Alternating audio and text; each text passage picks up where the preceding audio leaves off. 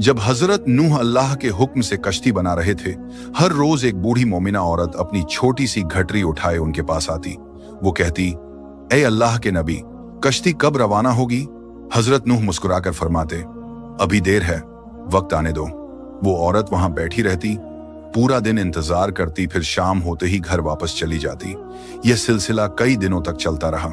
एक दिन हजरत नूह ने उस बूढ़ी औरत से फरमाया, ए बूढ़ी अम्मा, जब जाने का वक्त आएगा तो तुझे बता दिया जाएगा। वो सर झुकाकर चल दी, मगर दिल में यकीन था कि जब कश्ती चलेगी नबी जरूर बुलाएंगे। वक्त गुजरता गया, फिर अल्लाह का अजाब आ गया। जमीन पर तूफान बरपा हो गया, पानी हर तरफ फैल गया और हजरत नूह की कश्ती रवाना हो गई। लेकिन हजरत नूह उस औरत को बुलाना भूल गए। जाहिरी तौर पर ऐसा ही हुआ। तूफान थम गया, समंदर की लहरें रुक गईं।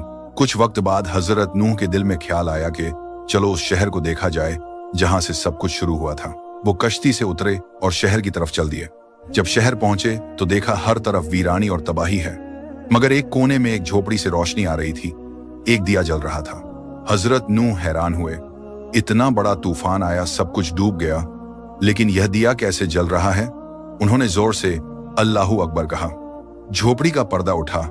वही बूढ़ी औरत घटरी उठाए बाहर आई और मासूमियत से बोली, या नबी अल्लाह, क्या कश्ती अब तैयार है? चलें?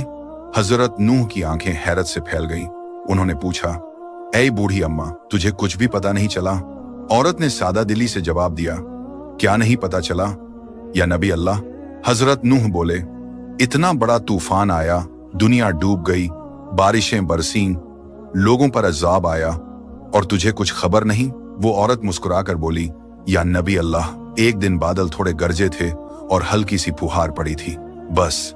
हजरत नूह ने आसमान की तरफ देखकर फरमाया, ए मेरे रब, यह क्या मौजिजा है?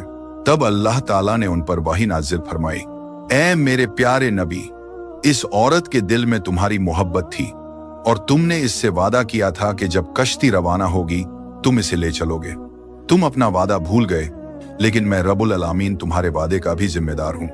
मैंने अपने अजाब को इस तक पहुंचने ही नहीं दिया। इसे एहसास तक नहीं हुआ कि कैसा अजाब आया और कब चला गया।